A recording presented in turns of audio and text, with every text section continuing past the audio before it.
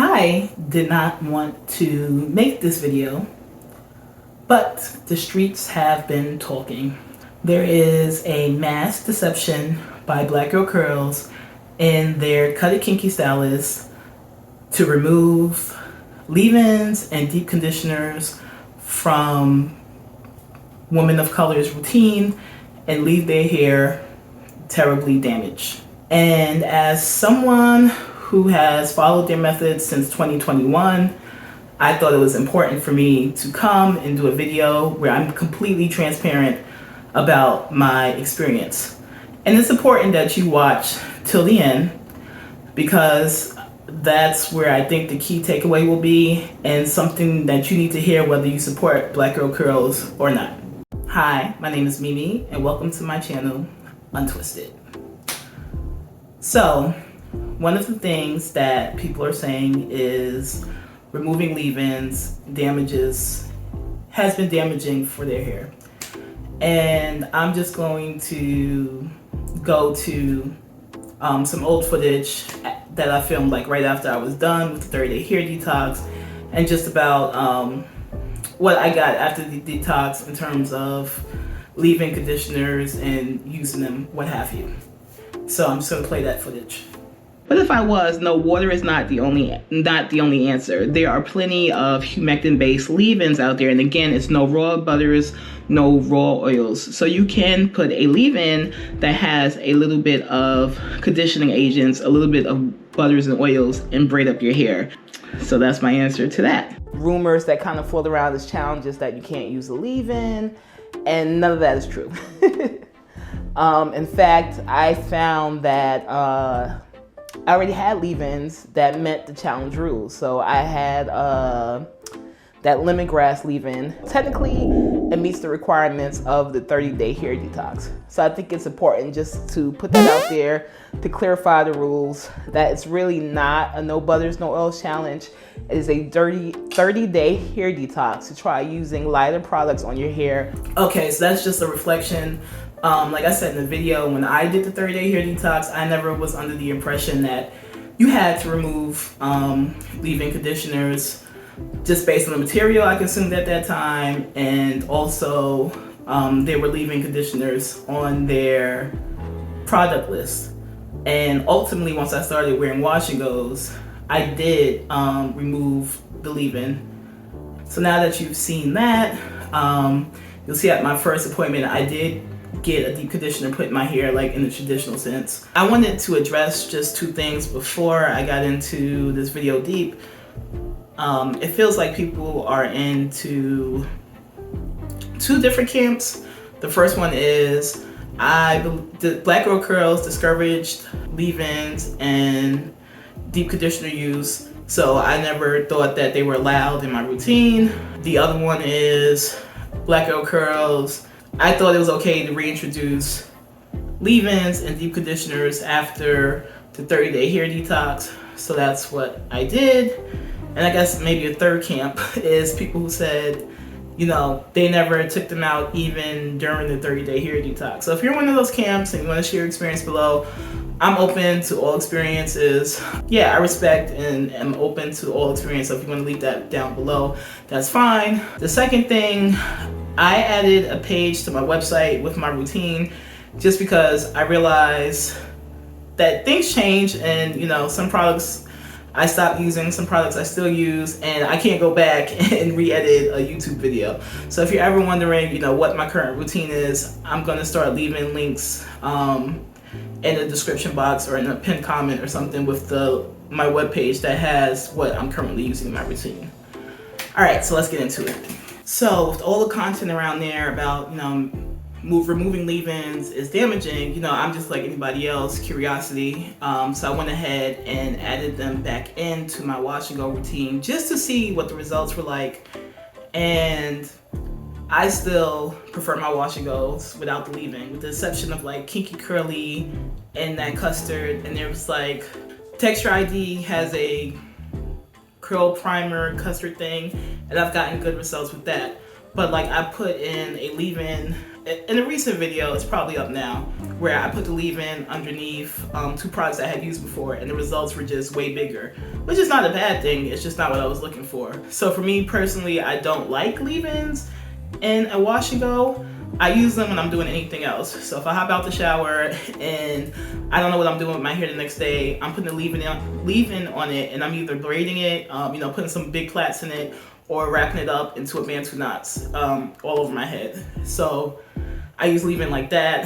I have no issues using leave-in under foams. In fact, I prefer to use leave-ins under foams, prefer leave-ins under creams. So pretty much anything I'm doing besides defining my natural hair, defining my natural texture, I've never had a problem using leave-ins for that purpose. I found I did not need leave-ins to address the tangles and knots that I was getting. I went to the salon, and at the salon, she used the salon version of the Bond Perfecting treatment. But after like 2 or 3 weeks, I started getting the clingy, knotty hair. So I'm like, okay, let me try introducing Olaplex back into my routine again.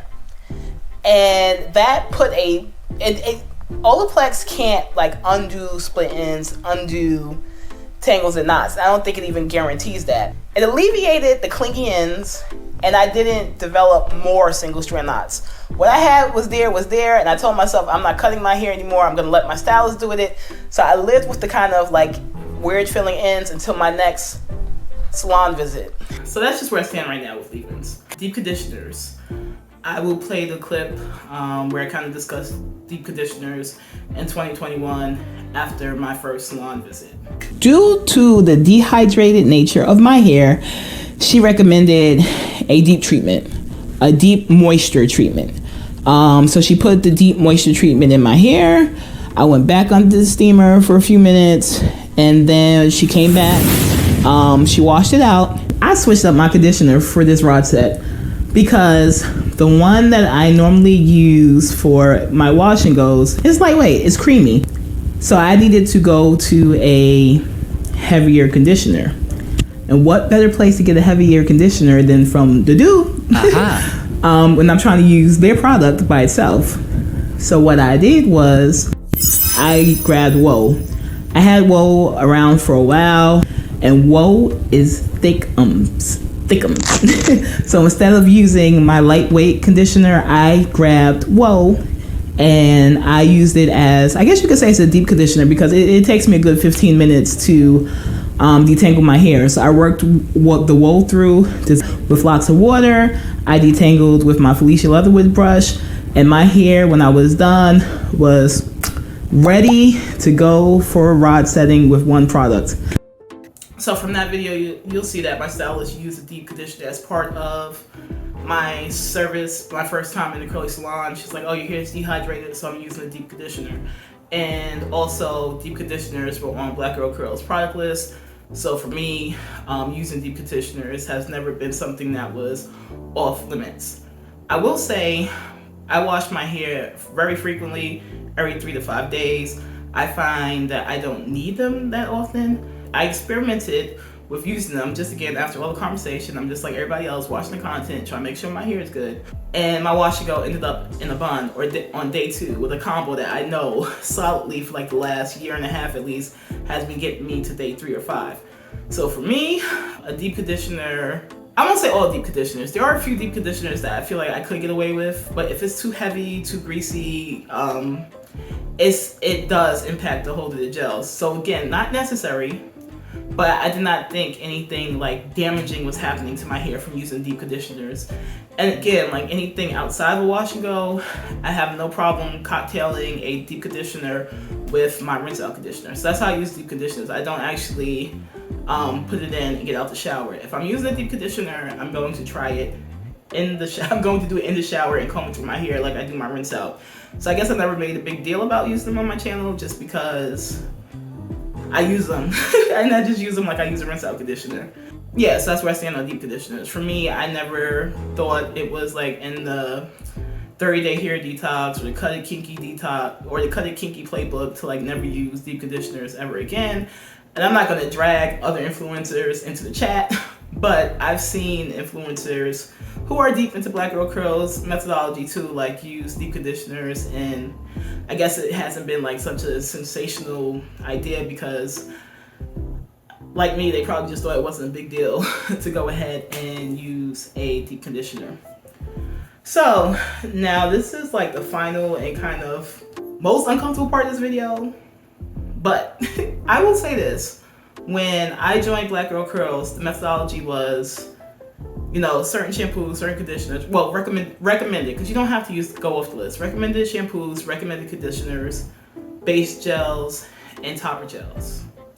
So one thing I noticed, and this is an experience I'll share when I went to the salon, I noticed people were starting to use foams more often. So I was like, oh, I want to jump on the foam train too, you know, because it's people were getting, you know, crazy definition with these foams, and people were having faster drying times. So I wanted to be team foam.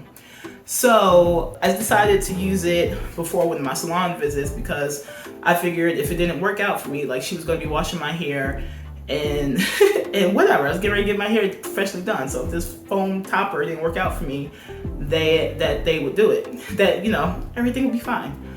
So I go to the salon, and she starts, this was like my second or third visit. It wasn't the first visit because my hair was starting to come around. It was starting to be in good shape. Second or third visit, she starts the shampoo service, and she's just like, what do you have on your hair? And I'm like excited. I'm like, oh girl, I use the foam. And she's like, don't do that. She's like, you should not be using the foam on a regular basis for a wash and go.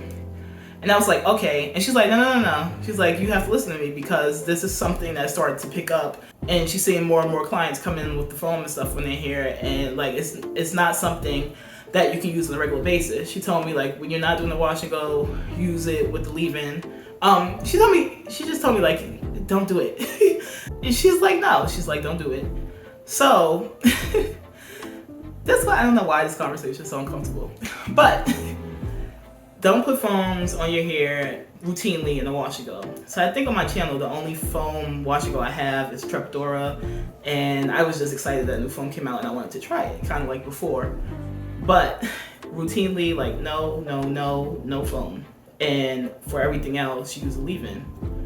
And like anytime I see like the Black Girl Curls method, which, and foundationally, recently they might have added foams as toppers, but when I was in Black Girl Curls, like See Some Curls heavy, like in 2021 in their lives and stuff, they were so not into foams as toppers. That wasn't their message.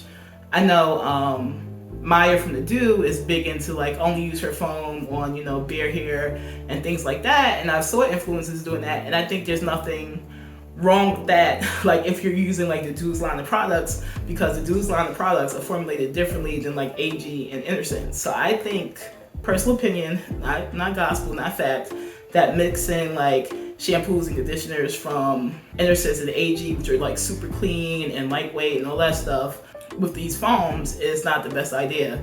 In fact, when I use the Do's foams, I tend to use the Do's deep conditioner. So I don't know if I haven't seen Woe in a while. I don't know if Woe came out, but Woe was their classic deep conditioner. So I used that when I used the classic, the Mousse Def. And then when B-Girl came out, there was a deep conditioner with B-Girl. And when I got the B-Girl Mousse and tried that out with the B-Girl foam, like I made sure I used the B-Girl deep conditioner before I used the B-Girl foam, and I did that and used the leave-in.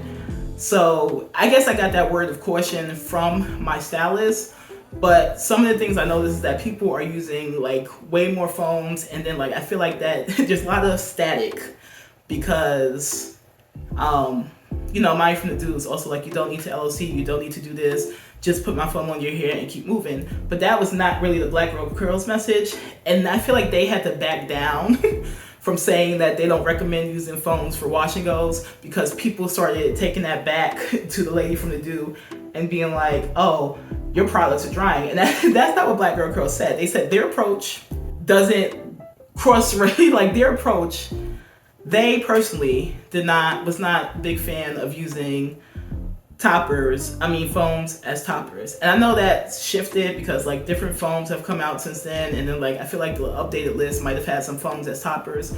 But back when I was deep into it in 2021, yeah, it was no foams as topper, and now it's like Foam City on the internet, inside and outside like the Black Girl Curls universe. And like there's nothing wrong with using the foam, but foam is not like botanical and, you know, rainbows and unicorns like some of these botanical shampoos and conditioners are. So that's an uncomfortable conversation, because again, like when Black Girl Curls was saying that, people were taking that going like, oh no, you can't use foams ever again.